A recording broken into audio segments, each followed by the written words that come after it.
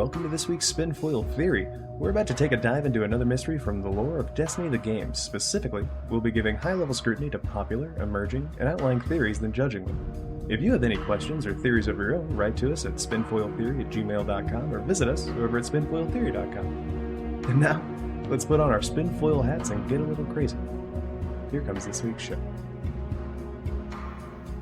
And we're recording. Yes. Yep. Groovy. Alright.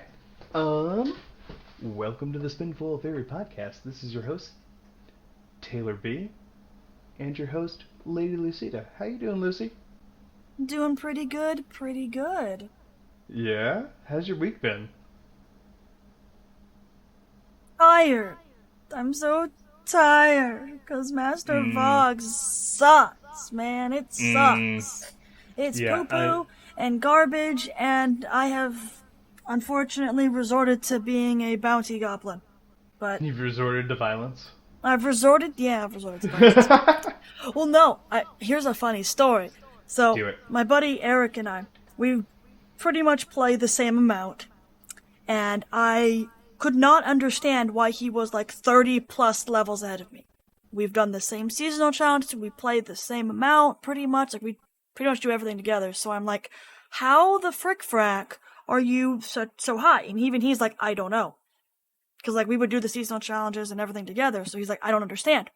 And then, this morning, I was just, doing bounties, and one of the bounties said, oh hey, you need to collect chests, and me, being lazy, was like, oh, I'll just slap on the ghost mod that does that. And then I look, and then I see, I did not have the 12% XP bonus thing on my ghost shell the entire... No blinding light?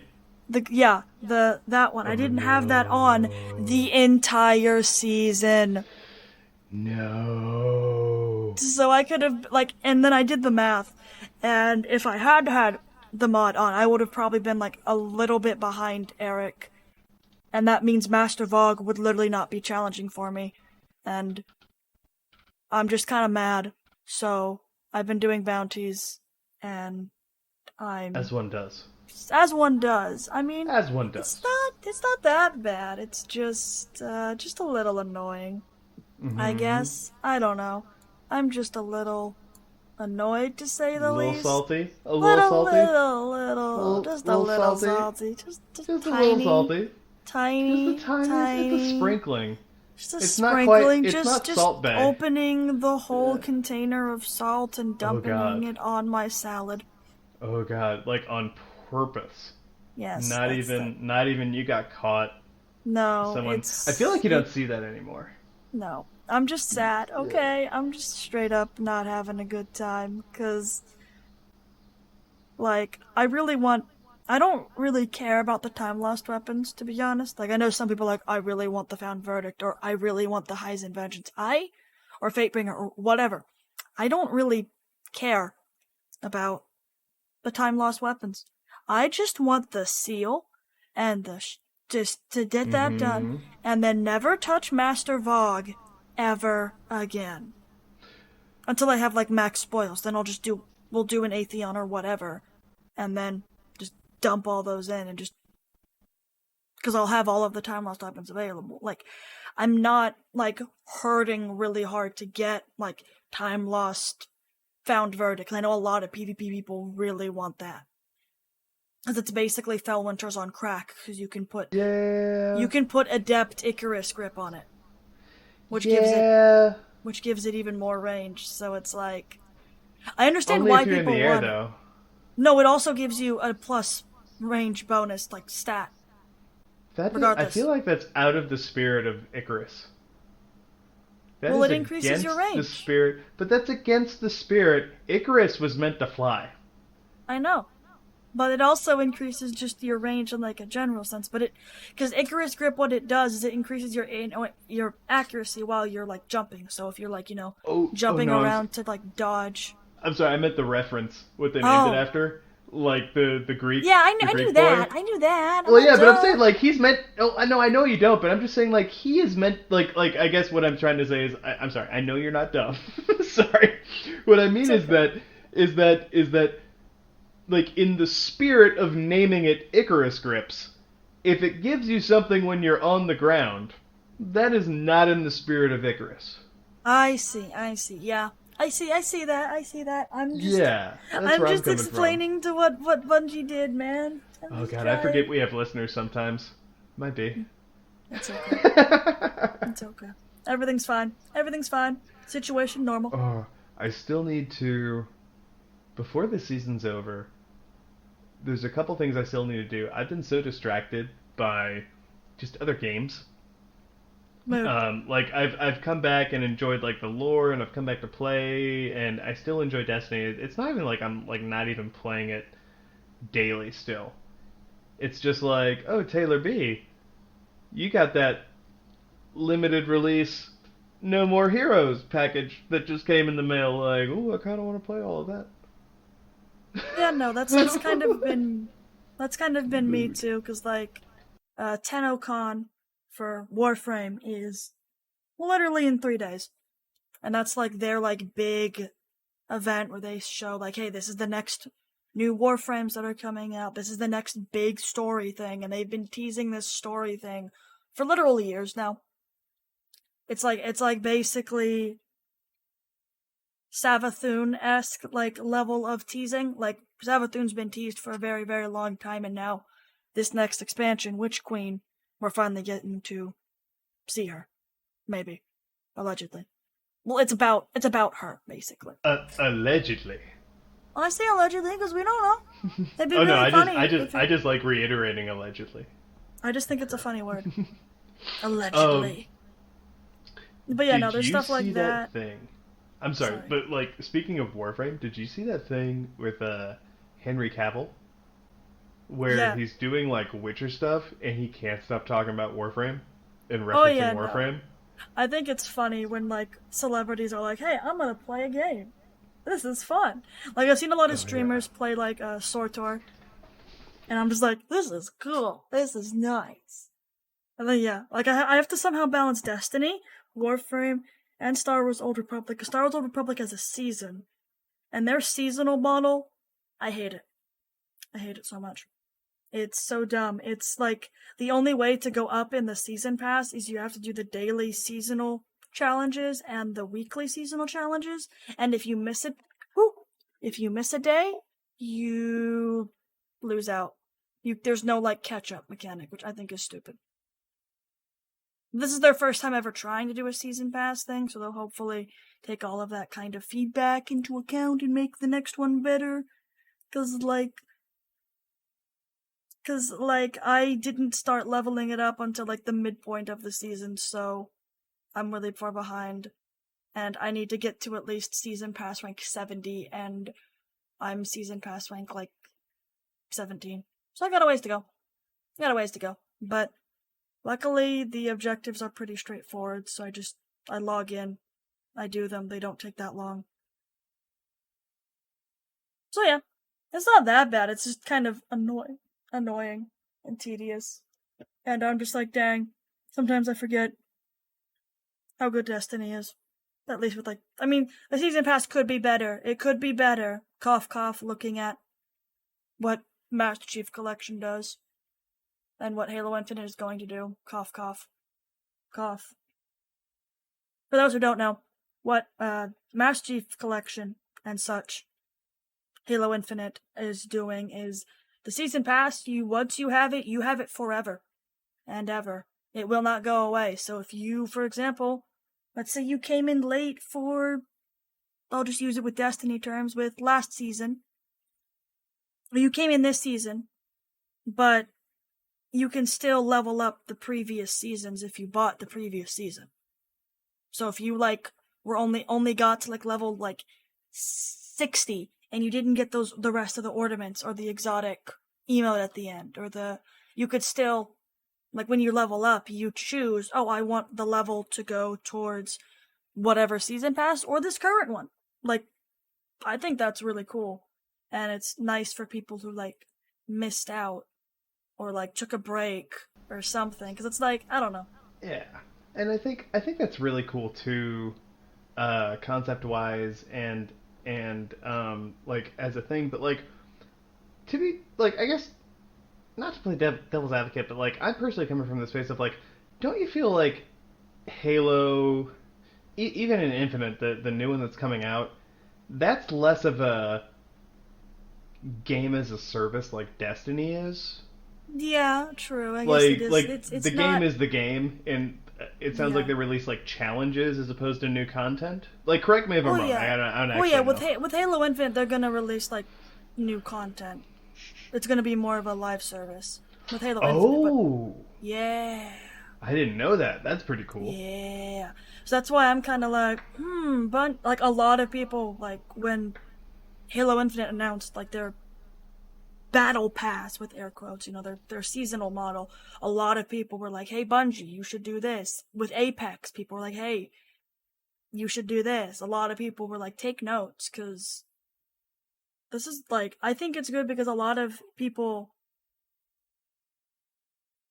especially with like FOMO, like fear of missing out and stuff, like Ooh, that yeah. is a It's big reason why I play is because I don't want to like miss out on stuff. I don't want to like not I I don't think want it's to not yeah. play and then miss out on something if Mm-hmm. I could have been playing.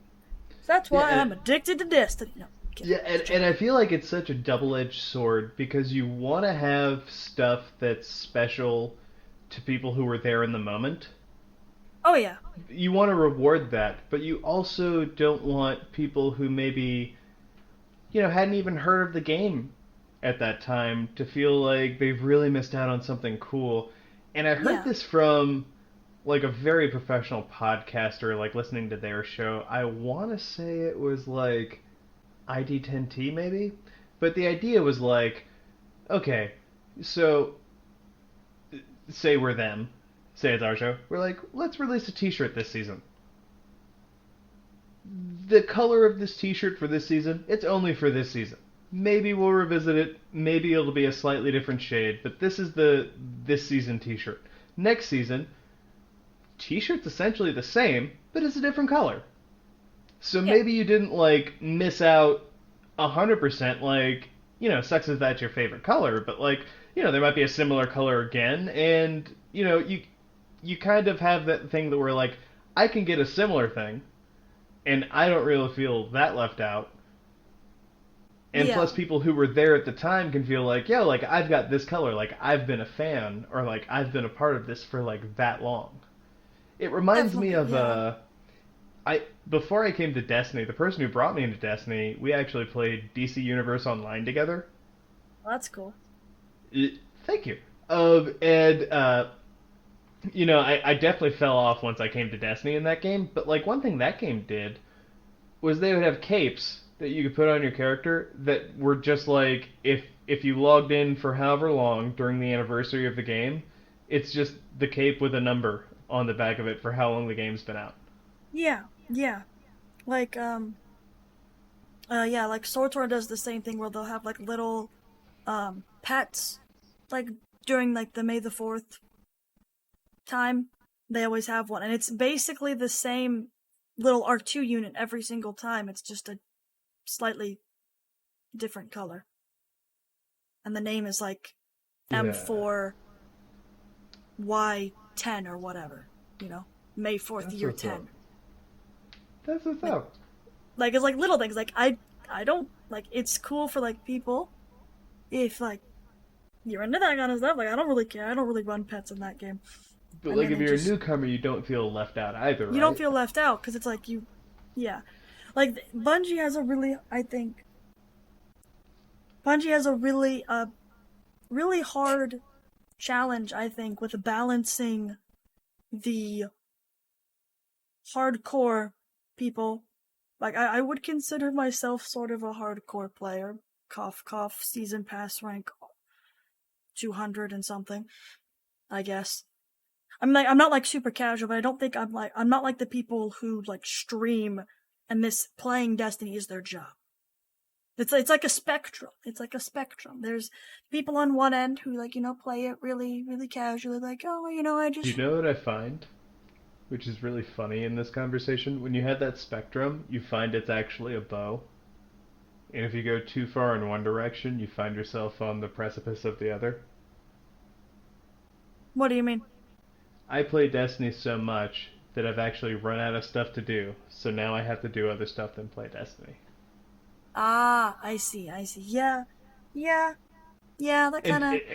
And I don't mean this as like a common query like fans. Like I just mean this as like a funny like, yo, like there are people out there who actually run out of stuff to do in Destiny, and I mean that as like a compliment to their dedication, but also to Destiny. Like Destiny has so much shit to do.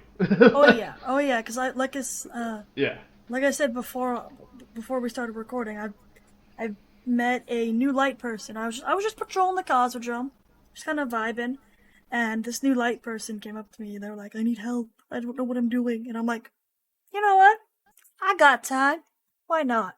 So I helped them out a little bit. We did the Navota strike. They are scared of the Hive, evidently, which makes me kind of laugh. They think the Thrall are scary, and then like. It just was like they are so kind of wholesome. scary. I mean, the way no, they they rush are. at you, They are. They're yeah, like those murder zombies in 28 Days Later. pretty much. They're kind of scary, but like me being, I guess, a veteran, old light player, I'm just like, oh, it's the Hive. Oh, it's the Cosmodrome. Oh, it's a strike. Like I don't. It's not the same, but like helping like new light people through like the story and stuff just kind of makes me happy and makes me realize there is so much to do. Right? There's the story. If there's story, there's the lore, there's strikes, there's raids, there's dungeons, there's Crucible, there's trials, there's Iron Banner, there's exotics that you can, there's like the exotic weapons, exotic armor, all of the exotic quests you can do, all of the different destinations you can just go around and walk. You can just walk around. Like, if you want to go patrol the Dreaming City for an hour and a half, you can do it. If you want to patrol Europa, go for it. Like, nothing's stopping you. Like, that's, I just kind of just realized that, like, Destiny is kind of big. It's a lot. Yeah. It's so awesome getting to sort of relive whenever you run into like blueberries or like maybe you get a friend who joins the game to sort of hear experiencing Destiny as it is now Oh, yeah, definitely. through someone's eyes for the first time and to like be able to kind of guide them through it and it's different than being having to do similar stuff like for my job sometimes. It's different than doing that professionally. Oh, yeah, no, definitely. Like with my hobby, like I don't have expectations of you. I just want to make sure that you and I both have fun. Oh, yeah. Yeah, it's so much better. It's so much like showing someone something that you love. That's one of my favorite things about this game. Like that's so fucking awesome. You got to like do that today. Yeah, it was so funny. They found Randall the Vandal in the Cosmodrome, and they're just like, why does this guy have so much health? I need help. I'm scared. He's the sum of his brothers. Yes, and I'm just like, it's okay. I feel like that's the only. They're like, my oh weapons my aren't like hardly doing any damage. What's going on? I'm scared. And I'm like, don't worry, I got this. And I just walk up with a fusion rifle and I shoot the Vandal once and it dies. Mm-hmm. I just stopped and just started laughing and they just look at me like, You what? one-shotted Randall. And they're just like, how? Dude. How are you this powerful? I'm like, because I'm God. we- No, I'm kidding. Can we add something? Because he is demonstrably unkillable, I mean, there's also... Randall, can we add a theory that maybe Randall the Vandal will find his way to House Light? Yes, I hope so. That would be funny. Well, because I mean, there's so many different versions of Randall the Vandal. There's Randall the Vandal, like the original one. Then there's Randall Perfected in the Wrath of the Machine raid. And then there's the Randall the Vandal. There's one before that, I want to say. Yeah, I know there's another one before that, but I forgot. And then there's... I forgot, it's like name. Like, if you, like... Well, because Randall Perfected is the last one, because that came out with Rise of Iron. Yeah. and then it was Randall the Vandal. He had one more iteration, and if I look it up, I'll tag it at the end of the show in the notes. But there were 3 iterations of him. Like, we're both right there. We're both remembering correctly. I feel like we wouldn't both do this independently. Yeah. And he just had this like prevailing like fans unkillable quality. Like, no matter when you put him down, he was like kind of obscene to fight. He was just like a random dude on the map. It didn't matter if you killed him or not. Yeah. And I remember. And when you did, you felt so cool. And he always compared with a little buddy. With a shank or something, yeah. Yeah, it was always the little shank buddy. Like, he had his little buddy. Yeah, because I know there's one... Sorry. Oh, well, no. I was just kind of going into the flex of him, like, sitting there with his buddy. Sorry, I wasn't saying anything important. No, him and his buddy are just vibing. But yeah, because I know there's one on the moon of Randall the Vandal in Sorrow's Harbor. And it's a nightmare. It's a nightmare Vandal. And I'm like... He truly is nightmare fuel. Ooh. But, well, I think that might be the 4th Yeah, because there's that iteration one. of Randall. Yeah, because... There was one before Rise of Iron in D1 between his original release. Probably in the Plague Lands, maybe? I don't know. We'll have to go look. I'm trying to think of when it happened, yeah. We can always go look. Boot up Destiny. I'll put it in the show notes, and if we're completely wrong, I'll record, like, a tag end of the show where I admit where I was wrong, guys. I swear. It's okay. But... And then... If he was a nightmare as well, holy shit. Oh yeah, no, this guy's a Chad. This guy's an absolute Chad. And then, I think... Yeah, it's in the Cosmodrome, again, in D2, and also... It's in the EDZ. Very top. If you're looking at the map, in Dead and Undead. Yeah, the Sunken Isles. That's where it is. So there's lots of iterations. Okay. Maybe it's a whole house. Yeah. It's a house of A House of Randall. House of Randall. Instead of House of Randall. And it's all just the Randall the Vandal. That's all it is. I would love that. That's my crackpot I would love that theory. so much. That's my crackpot theory, and no one can tell me otherwise. Speaking of crackpot theories, let's add that one to the list. Yes. We should get in on this week's theory. Yes, we've kind of went on a tangent. That's kind of my bad. No. That's not your bad. That's our good. I guess. That was all cool shit, and it's a teaser for another show. All right, so guys, I'll go ahead and give us the introduction this week. This week's theory is the Vex Network is another plane of existence, not a hosted site.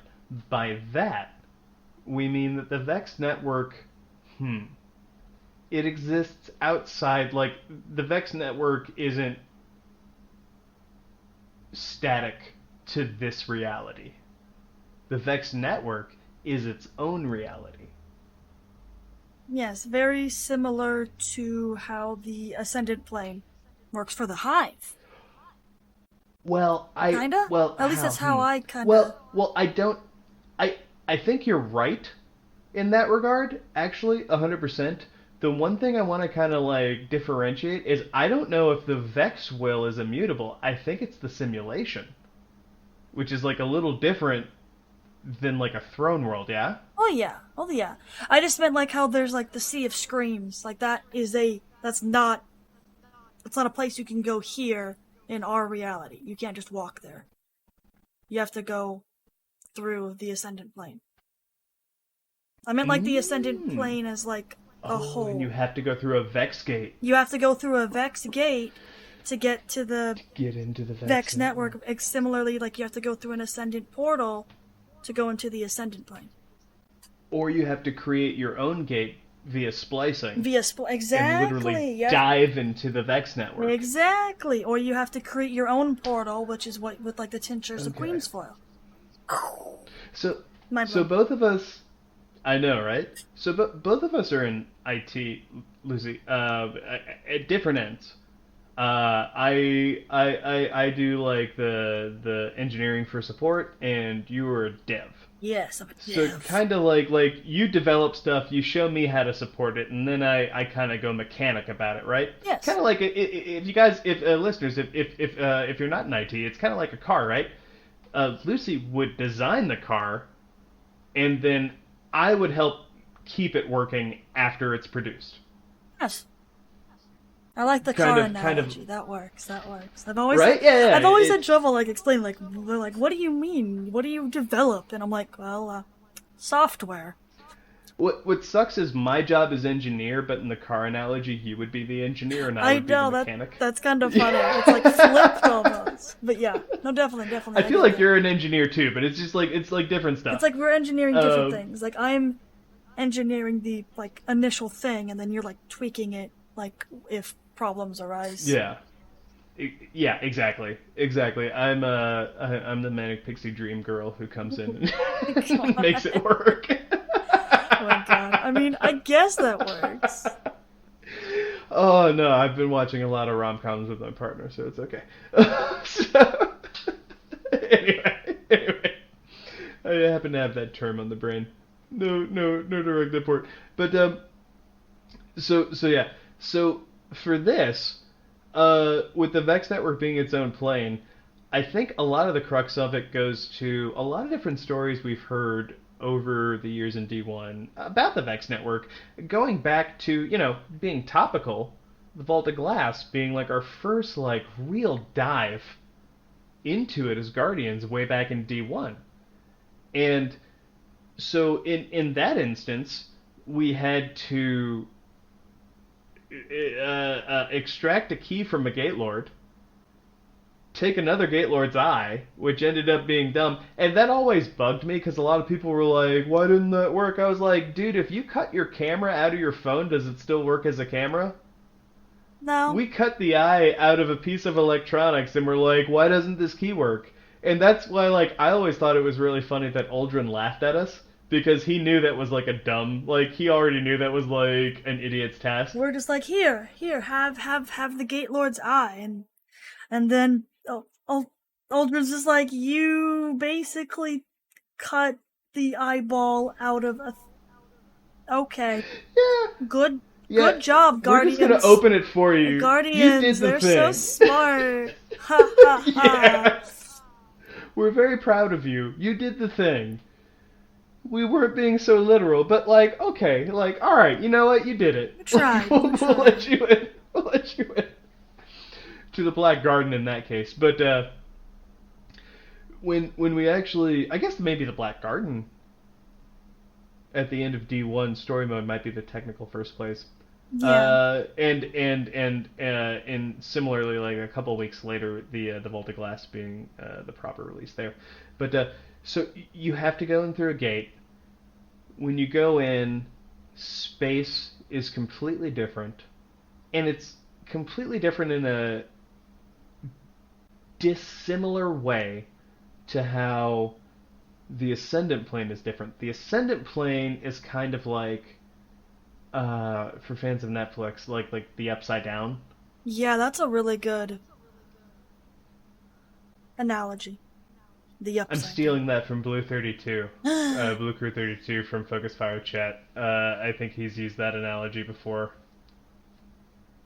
but it applies here if I give him credit. No one can hate me.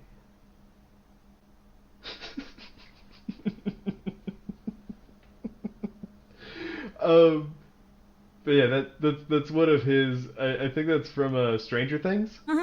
Yes. Is where that comes from. But yeah, so that's kind of like the Ascendant Plane in that Taken realm is kind of like the upside down of where you just were, whereas the Vex Network is unique unto itself.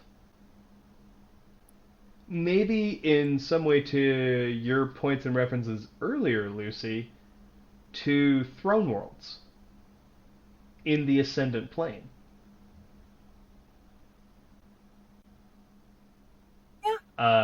Like when we go into the Dark Below back in D1, you take a dive into this like what feels like an insurmountable pit, and the moon ain't that big. And then you end up in this whole new throne world that belongs to Crota. Yes.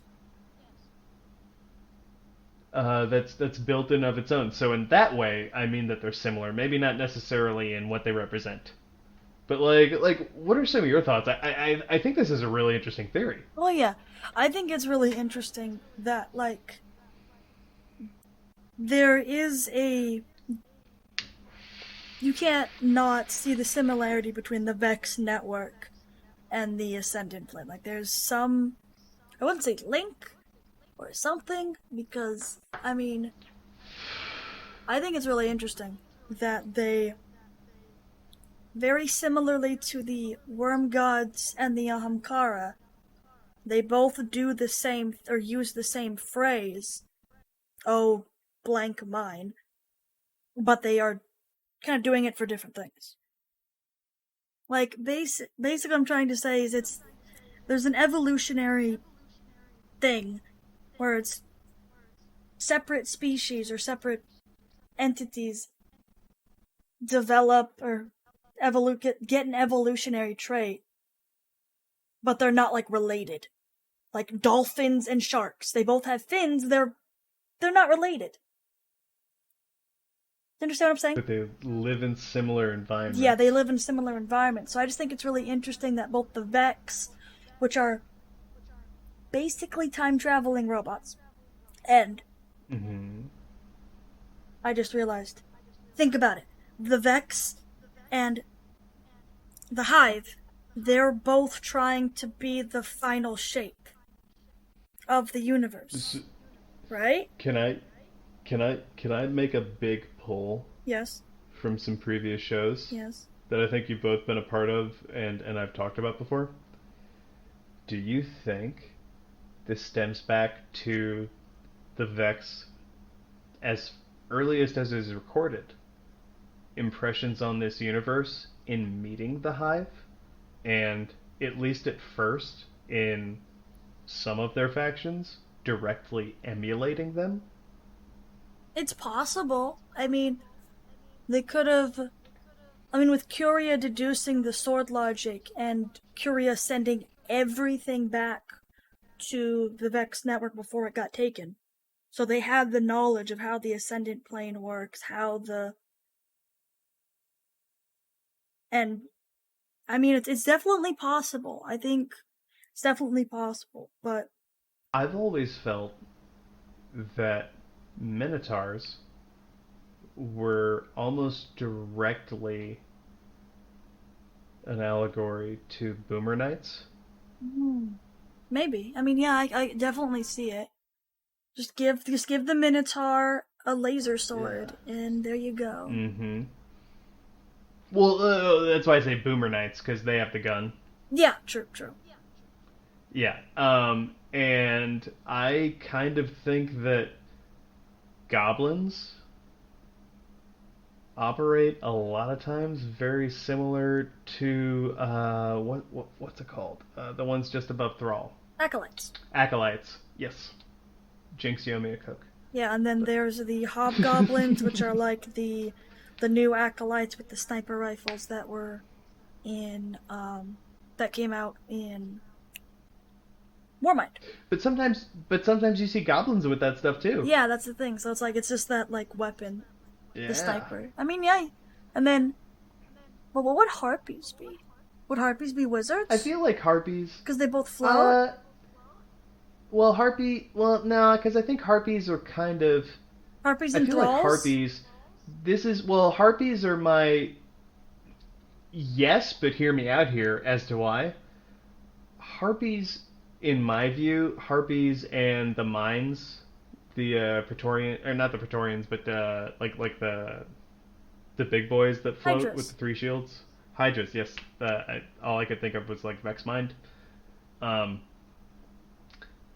think those floating sort of abstract things are closest to what first poured out of that gate.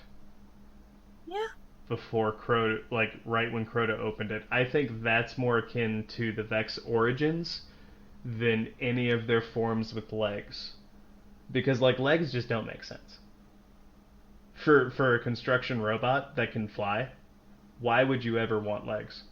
But if you're emulating the hive, you could like kneel and like give subservience and do all like the stuff that they do. Sorry, just to round that out. No, that makes sense. That makes sense. No, like, what I think is interesting is you're saying that harpies and thrall are basically the same because thrall is the simplest, like, least, Mm-hmm.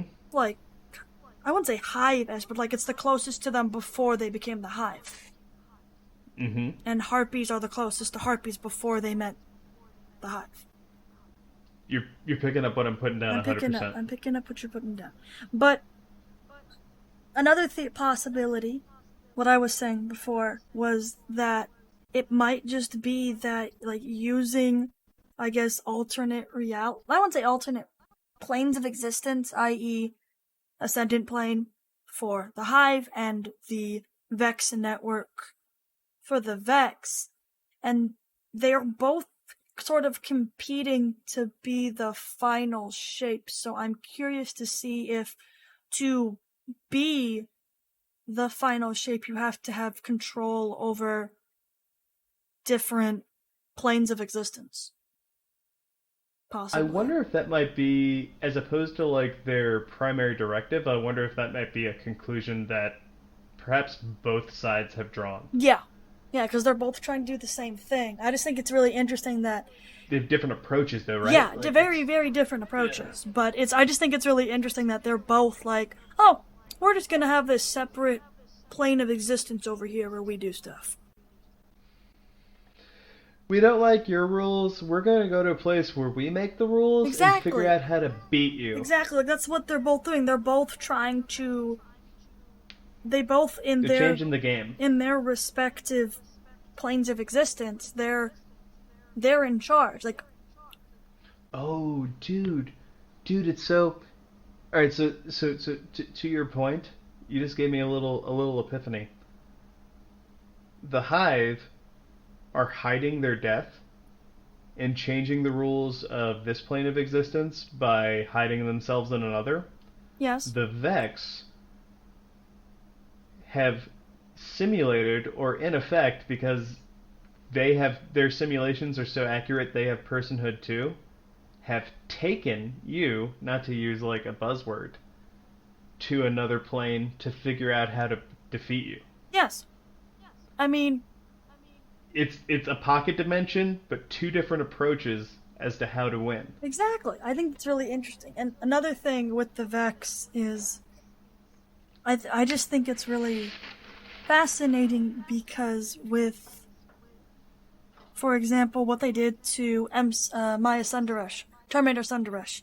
How they simulated her. M-Sun 12! Yeah, how they simulated her. The Vex took this one of the researchers that they caught, and they basically made a bajillion copies of her, trying to figure out how do we break her, how do we poke her, what happens if we do this, what if we do that, how do we like make her join us? And then they ended up figuring it out, and they're like, all right, this one right here is the one. No. It's purge the rest.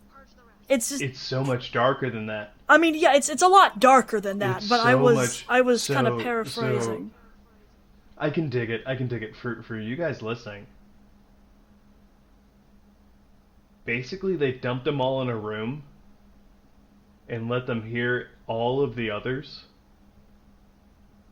And M-Sun 12, Maya Sundaresh 12, in that simulation, was the first one that thought, what if I made all the other ones shut up? Oh, yeah. And her solution was to kill them all. She killed all of the other simulations that she was in there with. Well, I mean... Yeah, no, it's brutal, and that totally explains how she's totally fine with flaying Clovis Bray. Yeah. Like, bruh. Bruh. Totally rough. So, I think those parallels are all super cool. Do you think the Vex Network is kind of like, like maybe its own universal operating system? Yeah. Kind of? I think Like its own its own if like you code put it language? in like coding sort of thing, I guess you could have the Ascendant plane being like Mac or like, an OS. And then the Vex network is a different OS. Like they're completely separate. Or am I not understanding correctly? Because they both are doing the same thing. It's just that one does X, the other does Y. So yeah, sorry about that. So yeah, so I guess in my thinking, like operating system, I guess like against reality. Like I agree that they have the similarities of a pocket dimension, but to your points just now, like it's kind of different. But like the fact that the Vex use it almost exclusively as a simulation and information network, like I guess what I'm asking is like, do you think like they have either copied or created their own code language for reality? I mean, that is fundamentally what they're trying. They're trying to basically figure out exactly what they can do to basically win and right. And I mean, with what we've seen in the Vault of Glass, they want to try and write themselves into the fabric of reality itself so that they are a universal constant. Hence the final shape. And so yeah, I feel like they're basically trying to code up. If we're going with like the coding analogy, I guess the Vex are trying to code up an algorithm that always basically Like persists. persists. It's just always there. I wouldn't say like a virus, but kind of like a Self-replicating. self-replicating. Kind of like a rabbit from all our hacker fans of 1994. Yee.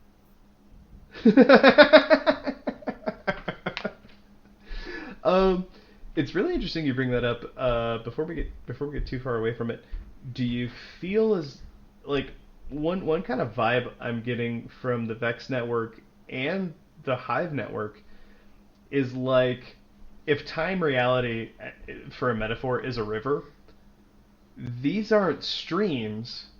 These are like little eddies off to the side. Yeah. They can't exist without the main timeline. Like they can't keep being fed. They can't find their own path. So like to our Loki fans, like it's not like a tangent thing.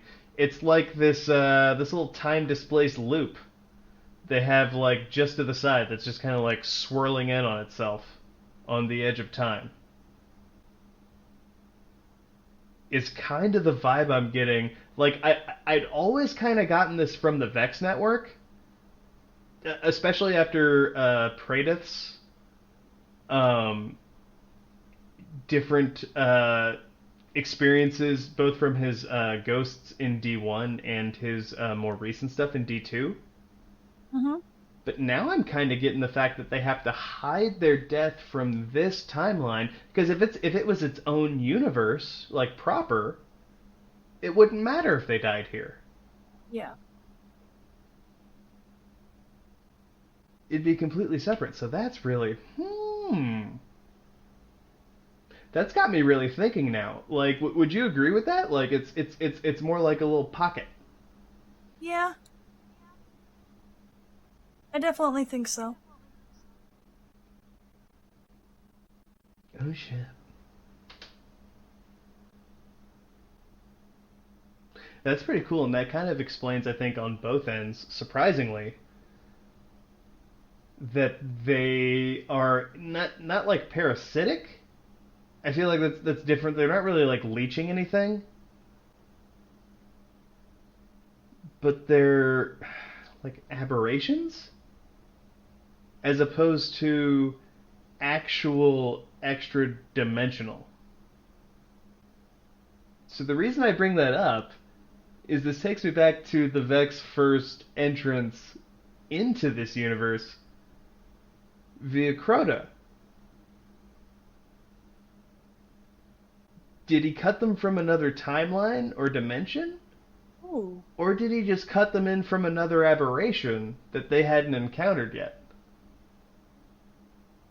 Hmm. It's Like, they've possible. always all been part of the same timeline. Or, like, they're not responsible for branches. Maybe? I don't know. That's kind of... It's Wonkadoo, isn't it? Yes. Like, I'm a big, for logic reasons, in narratives, I really enjoy when different ways of writing time travel. Because most writers, unless it's like, random comic that doesn't have to do with that in the first place, most writers in like science fiction and different media will try to make sense of it like logically for their narrative. Because there's so many different things that could happen, so they tend to make like rules for themselves based on what like they're going for. Yeah. And it always made me wonder here in Destiny if the Vex, like I'm submitting this I guess a little new, if the Vex could travel to other timelines, like actual other timelines, why would they need to stick around in any of them? Why can't they just go to one where they win? Maybe. Like, why would they need to work at anything? Like, I'm kind of submitting that I don't think they can. They can't... Well, no, it's been stated many times that they can't win right now because we exist. Well, I mean, so, like, narratively, yes, I agree with that. I'm not trying to be like that guy. For sake of, like, thought processes to, like, where I'm trying to, like, express about, I guess. What I would say in infinite possibility, impossibility is possible.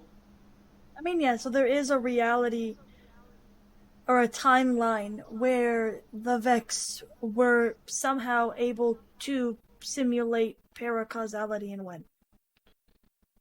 Right. That would be the idea there, right? But like the other side of that coin, which is where I think maybe the Vex actually fall, is they can't do that. No, I don't think so. Like it's actually they can only travel in the same timeline. Yeah, no, they can't go between. They can't go to like It's like branching dimensions yeah, and it's like stuff like that. parallel lines. Basically, they can go on different points in the parallel line, but they can't go from one parallel line to the other one. Right, they can stick to one line, but they can't go between the two. Yeah. Basically, if each parallel line was a timeline, so to speak, and you have you have Vex on the left timeline and Vex on the right timeline. Let's say the left timeline was able to figure out how to simulate paracausality somehow.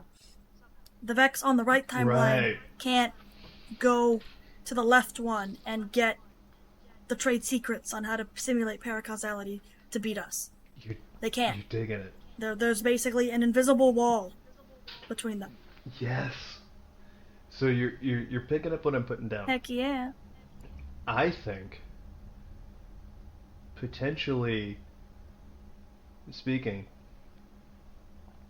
the stranger, because of how she time travels, she rides a timeline, then comes back. Yeah, she's not. Rides a timeline, then comes back. A lot of people think that she's from an alternate timeline, but not really. She's technically just has been stuck in the Groundhog Day time loop, and yes, she's or 51st Dates. Yeah, even. Well, I just use Groundhog Day because people know Groundhog Day. She's stuck in a time. Oh no, I love Groundhog Day. I was just trying to expand her. Expand it. Yeah, no, it's okay. So sorry. It's okay. So sorry. But no, I'm just saying Groundhog it's just Day like was the better reference. I concede. it's just like a loop, like a circle. She's stuck in a circle. She's Exactly. And no matter what she does, the same stuff happens. But this time with us, with her pushing us to go kill the Black Garden before anyone else can find it, and then lead down the snowball that then leads to the dark future. I submit we hadn't been resurrected before. No, she did mention The we did. Guardian? She did mention we were just a guardian who just fell to darkness, in like the first time or one of the times that she did it. I think she mentioned that in the Beyond Light campaign. I don't recall that, but I'm open to it. I don't want to sound infallible here, but I definitely missed that. But that wouldn't be the first thing I missed. Just want to put that out there equally. That sounds cool as fuck. If we did exist in some of those other timelines, and this is the one where we're awesome, like this is the one where we're fucking Batman. Pretty much, and the other ones were just Bruce Wayne, not Batman. But in this particular timeline, we're Batman. This one, our parents died. In the other ones, our parents didn't die. And we're scared of bats. Yes, there we go. I can dig it. But yeah, I kind of want to put that out there, like, and just as a further note, we also have this weird space where Vex simulated timelines, because all of the simulations are given personhood, are treated in the same way as timelines. And I agree with that decision narratively, but I do want to say, those are not like, as I've read the text, and tell me if you feel differently, Lucy, those are not like actual other timelines. No. It's just that's how good the Vex are. No, that you're correct. That is just how good the Vex are at simulating non-paracausal entities, such as like Arash or. Oh, hey, actually, hold on. That reminds me though. Let's round up on this one, and then we have a fun thing to talk about because somebody wrote us in. Yeah, we do. You're right. Someone did. Yeah. So on this one, before I give the final score, I just want to say, one, I think it's like an eddy. I think it's not an operating system to Lucy's point earlier. It's like its own language. And to kind of what we touched upon, we didn't go into it too depthly, but like when you're diving as a splicer, I think you're accessing the same language through a different interface, and that's why things look like so like hyper 80s, like photosynth cool vibe, as opposed to what you've seen before. Like what do you think, Lucy? No, I definitely think that. It also might be that's just, think of that part of the Vex network as more of like, kind of like, my brain keeps thinking like, kind of like Blender, how you like plan, or like you've seen like concept art in Destiny where it's more of the blocky shapes, where they're still planning how stuff is. Think of that like a staging area. That's where the Vex are like, let's think here. How can we do this? Like, it's more of where they take their ideas. Like, this is where they get, they like, kind of. They test them. It's their test zone. It's their shooting range. Yeah, there you go. And then like, if like they'll do like for example, a lot of with what I do for work is actually running simulations. So I'm basically a Vex mind. Hew. Hive mama. Oh my god. I'm Cura. I'm curious because I know Vex and Hive. And you've been taken. And I've been by taken. The Hive. Ha ha ha! I'm Curia. Mwahaha. Okay, we can work that into your little icon. That's like a side project. Noting now in show. Look forward to it. Oh no, what have I done? But anyways, what I do is, so like for work, for example, I would basically try and get a singular simulation to basically get the results I want. So for what I did is, for my research side of my job, I simulate climates of exoplanets, which are planets that orbit other stars. This is going to get kind of sciencey, I apologize. So basically what I do is I simulate the climates of these exoplanets, and I change certain parameters, and when I get something that is basically the thing that I want to like explore, I then take that as the template, and then I do something called a parameter sweep, where I change various variables, so like the luminosity of the star, or the distance the planet is from the host star. Stuff like that, I have it be a range. And then I do that, I have it be from X to Y, and I have it go from X to Y over 100 numbers. So basically it'll go, the first one will be X and the last one will be Y, and there'll be 98 numbers in between. And I do the same thing for other numbers, and then I end up getting 10,000 simulations. And then I graph that, and then I see the distribution of, and how likely that one case I had originally was a thing. So I am a Vex mind. Oh, This is really funny, because I feel like my description of what I do is going to make me sound like a hive, ascendant hive. Ascendant hive. Oh no. Yeah. So what I do, if say there's a plan that someone like Lucy has executed, and it's supposed to go a certain way, what I do is I look for points of failure, and I remove them. I look for points of failure, and I kill them. Yeah. Jesus, Yeah. that's metal. That sounds so metal. And I remove them, and I narrow down what's causing this cascading failure, and then I fix it. I correct it. You correct it.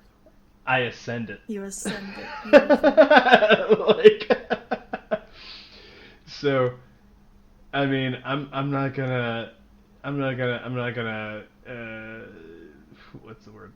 I'm not gonna disillusion everyone with what I do, but kind of conversely to what you do, I shave away things that don't work until I find something that does. Much like the sword logic. Yes, you are a hive. Your job, you're basically a hive god, and in my job, I'm basically a Vex mind. It doesn't matter to me why it works. It just matters to me that it does. Yes, makes sense to me. But going back to the theory, I feel like that's 100% at their heart what the Vex are. They're trying to edit the code of the timeline of reality that they did not create. For their own purposes, to make sure they make it to the end. For me, I don't think they need to be the final shape. I think their goals are just to exist till the end of time. Unlike the hive with their final shape, I feel like the hive want to be the only thing that exists to the end of time. Yeah, definitely. I don't think that's necessarily the Vex's goal. I think they want to get there, but they don't care if they get there alone. Yeah, they don't really care. They just want to get there. They just want to be a constant of reality. They don't care exactly how they get there. They don't care. They just kind of want everything to be Vex. That's the end goal. They want everything to be Vex, and they want to just be a constant in the universe. But the problem is they're meeting a brick wall, an immovable object, and that is us. Paracausality. Until they can simulate that, they will never be able to reach that end goal. But it's not. They didn't. I want to say paracausality isn't because of us, though. It's because of the hive. The hive use paracausality, and we also use paracausality. Paracausality as a whole is what I meant. As a big box. Big wall. They're trying to break the wall, but they cannot break the wall. The wall is made out of unbreakable material. Unbreakable bricks in the wall. Our older listeners will enjoy that. Anyway, I really dig that. I think that's kind of an interesting approach to what they're trying to do. As we've kind of gathered here at the end of stuff. I think the Vex wanting to be a constant as opposed to the only constant is what sets them apart from the hive. Yeah, and I think that's a great thing to identify at the end of this conversation because I do think what they've done is Yeah. an eddy within this plane of existence. But depending on how we define dimensions, I'm kind of now on the fence as to whether or not it's a different plane of existence.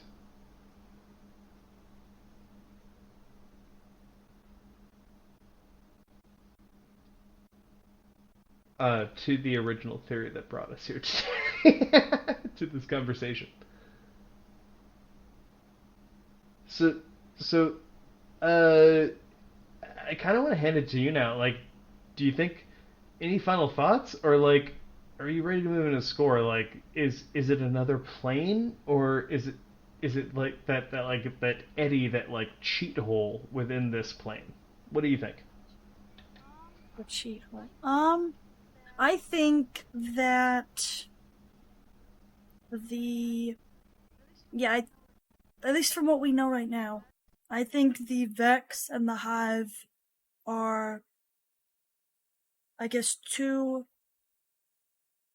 planes of working on two separate planes of existence. One being the Hive with the Ascendant Plane, and one with the Vex Network, and they're both trying to, I guess, work on the same thing, which is our reality, and they're basically, it's like almost like the Cold War. They're trying to like arm wrestle like an intimidation each other match. into, like, I'm better. No, I'm better. No, I'm better. No, I'm better. Comrade. Duh. Because they're both kind of trying to do the same thing. It's like the cold, like with the space race. Like both the U.S. and Russia were trying to go to space. They just had different ways of doing it, and different plans, and different reasons, and different ideas, and that kind of thing. Dude, quick aside, how do you feel about astronaut being extended to anyone who goes into space? What do you mean? Like, Well, so the idea, and I'm very like very compressing and simplifying the thing, but the reason the USSR at the time had chosen cosmonaut is it actually implied beyond our own solar system. It was the cosmos. You were an explorer of this great makes area sense. of reality. Astronaut, it, I want to say it's a little more Yeah. limiting. Oh, that's fair. That's fair. While that may be appropriate, I've just always been like kind of like funny about that. Like technically both would be Yeah, both true are true. for Yeah. everyone. Yeah.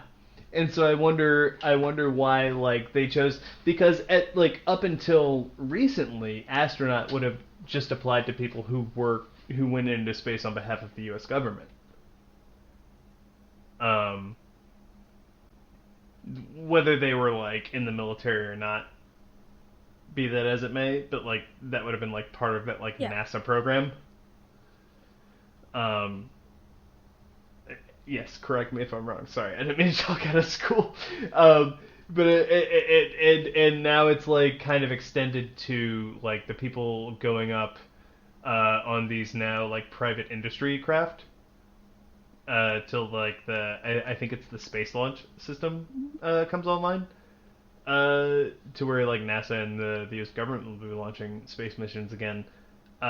Like they're also like, oh, you went into space? Like, no, dude, you're like, and I think that's awesome. Like, I don't mean to like talk shit, but I'm just like, that's kind of like interesting to me that like I've always associated it with this governmental like role, and now it's just like, so if I pay Virgin to go up into space, or if I pay Jeff Bezos and Amazon, like, does that make me an astronaut? Like, I kind of feel weird about it. Congratulations, you are now an astronaut.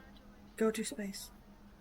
You went to space for. You went to low Earth orbit for approximately 15 minutes. Congratulations, you are now an astronaut. Here's a gold star and a hat. The gift shop is on our left. Yo. I totally agree with that. How do you feel like, especially as some of these techniques go, the Virgin one comes to mind. Once you get a plane that can get up there and go into that orbit itself, that's going to totally change. Oh Earth yeah, no, travel. that's gonna make travel between like really far places like super fast.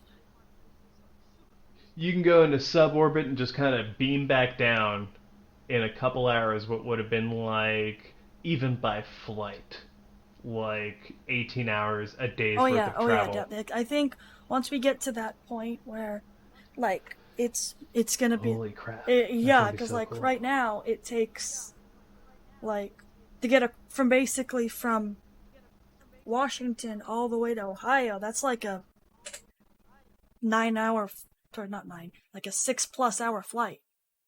Hey Lucy, do you want to move into judging this one? Yeah, sure. Let's go for it. How would you judge it, Miss How Luce? would I judge it?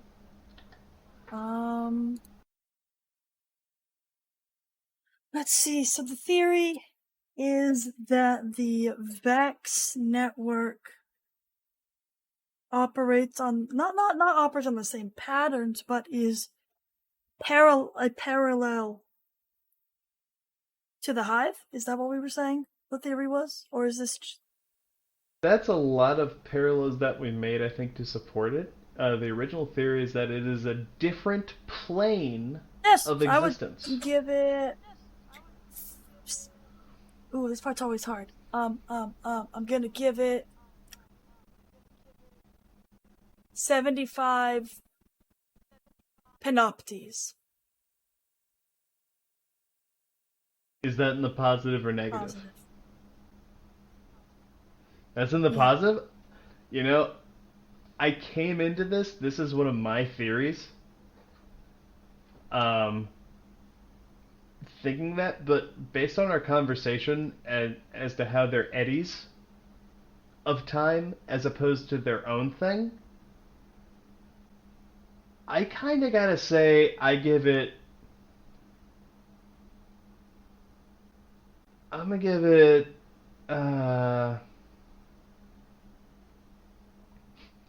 714 Osiris, like, fractions of light. Nice. In the negative. Yeah, like, I don't think they're their own plane. I think they've warped this plane and they've taken it into that eddy. It can't exist without this river, so it's not its own plane of existence, even if they make their own rules in that swirl. Because if you think about it, even with the Hive, if you're hiding your death still counts in this world. You just hid it. That's true. So, like, that's where I was going back to that, like, the Stranger Things upside down thing that Blue Crew came up with, or, like, first referenced, to my knowledge, if he didn't come up with it. Sorry. That's a reverse of what is. It can't exist without what is, because it's a reverse. I see that. The little eddies of the Vex Network, where they can simulate and repeat time, they can't exist without time. Like, if that could be something, they could just create a world where they won. Why would they need to even mess with us and simulate us and bother with us? I guess that's true. I don't know. So I give this one, even though this was my idea, I give this one I don't think it is. You don't think it anymore. is? That's interesting. I guess we're in a disagreement. I think that those are the best episodes. Trust me. Yeah, no, I think this one, it really works up until you consider that not even all the things you compare it to make it work can't exist without the base reality. Interesting. Yeah, if you're a parasite, you're not a real boy. Like, you're not a real being. Sorry. Not to make it Pinocchio. I see. That's where I'm at. Yeah, we just before we do shoutouts, we had a fan question from Blade Cook at the only blade, the 0 for the O and a 3 for the E. And he says, we really appreciate your comments, Blade. We really love that you like the show. And he asks, or they ask at the end of, do we think that maybe Arash would be in the next DLC with it being the Witch Queen? Thinks like, do we think maybe that simulation of Oryx before they were Ascendant might come up? And I can kick this one off. I think that would be awesome. I think that would be a really cool way to get into other parts of lore that don't necessarily have to do with the subject matter of the season. And I don't mean that to say it's off topic. It's totally on topic. Like, it's a great question. But the reason I say, like, as sort of like cool little tidbits that you can get during a mission is, like, you're fighting this wave of enemies that maybe you haven't seen before, and then later you figure out that, like, these were krill. Yeah. And then maybe later you figure out that, like, this one was Aurash. Yeah, no, because... Or maybe you notice the name. Yeah, no, like, because sorry. that happened in the lore for the Inquisition of the Damned lore book. You get the last entries after by doing Pit of Heresy. And there's like the little ones hidden in Pit of Heresy. Those were newer. But if you do that, get all the lore, and then do the Deathbringer quest, you actually kill one of the characters from the Inquisition of the Damned lore book in one of the missions to get Deathbringer. And 100% to I think what you're vibing right now, like, I think that I don't know if it would ever be like a focal point for what it's worth, Blake Hook, but to kind of what, like, Lucy's vibing on right now, like, I think it's a great flavor. Definitely. I agree. I think potential. There could be... Yeah. With the Vex, especially with the Vex have simulated the Hive home planet. So, we could see the krill at some... We could see on... Yeah. Like, this is a juicy theory. Definitely. Like, it's there for flavor. No, definitely. 100%. Awesome. Well, Blake Cook, thank you again for adding us and writing in. And, anyone else, if you have your own questions or ideas about what, like, you have, like, about the story of the game, please add us through the website, spinfoiltheory.com, that we've launched, on Twitter at spinfoiltheory, or you can write into the show, spinfoiltheory@gmail.com. Did I get all it right that time? You did. Congratulations. You did it. Nice. Woo! I left it in the bonus audio from last episode where I got it wrong. And you called me out appropriately. But yeah, like, everyone, if honestly, if you had us, we might even invite you on the show. It's not unheard of. That would be pretty cool. So, yeah. So, like, Thanks again, Blake Hook, and really appreciate you reaching out. So yeah, Lizzie, you got any shout outs this week? Shout out to um um I don't know. I'm running on like no sleep. Should I always go first on shout outs? I'm running on like no sleep. I know. Why didn't I took like a little nap, but then I woke up because I was like, well, okay, I'm glad you took the nap. That's about it. Small nap. That's it. I feel like if you can stay up till like 10 your time, you should go to sleep. And then you'll wake up at like this regular hour, or maybe even a little later, because it sounds like you need a lot of sleep. But then at least your schedule isn't. No, it's too late. It's too late for that, man. My schedule is beyond effed. It's never too late. It's never too late to get rest. Okay. I guess if I was to do a shout out, I would do shout out to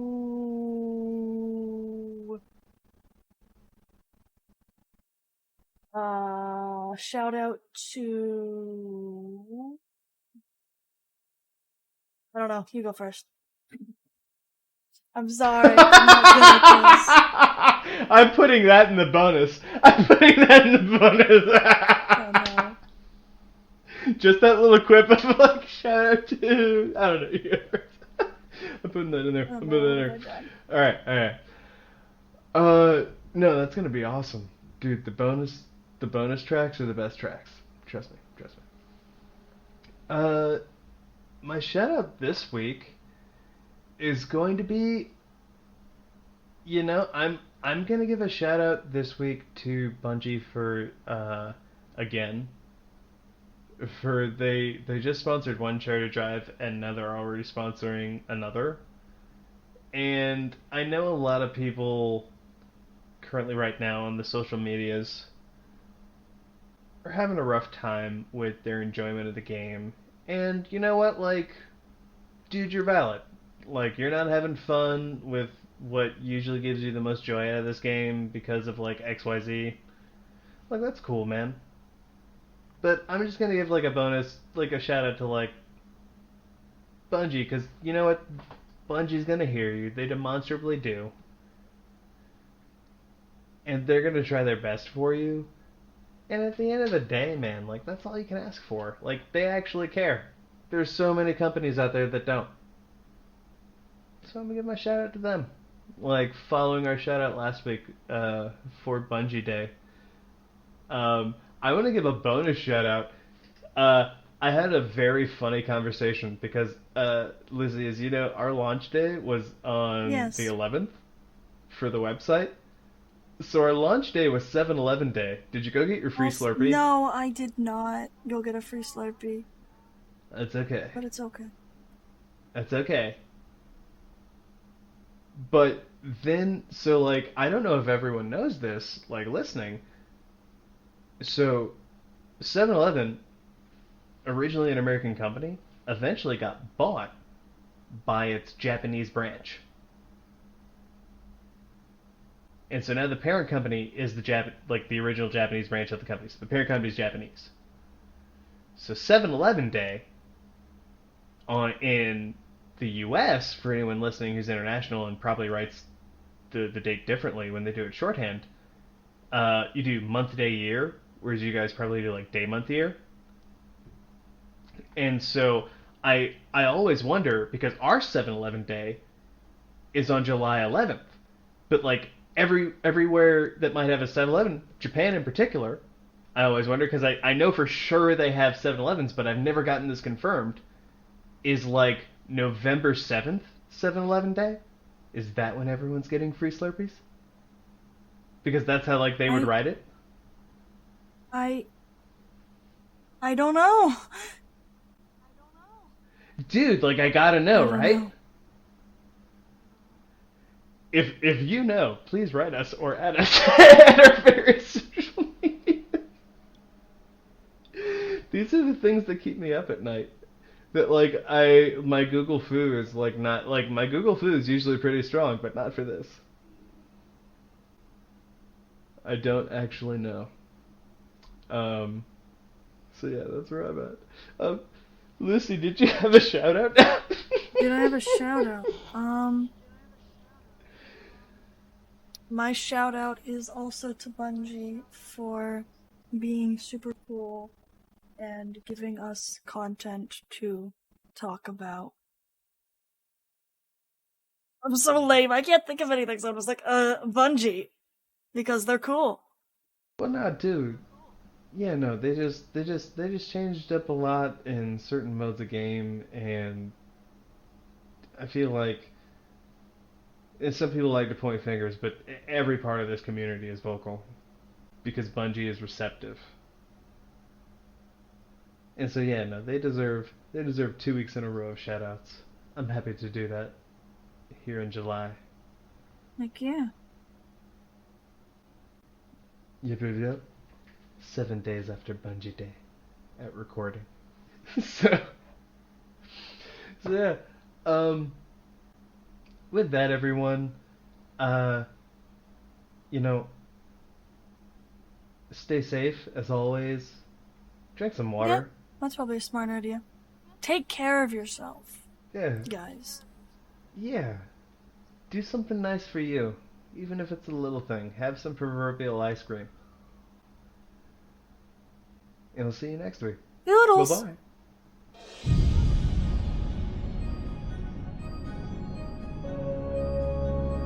Hats off, Guardians. That's it for this week's discussion. Have any questions or comments about this episode? You can reach out to us on Twitter at SpinfoilTheory or write us an email at spinfoiltheory@gmail.com. If you'd like to read our show notes, check out articles, listen to past episodes, and more, be sure to pay us a visit over at our website, spinfoiltheory.com.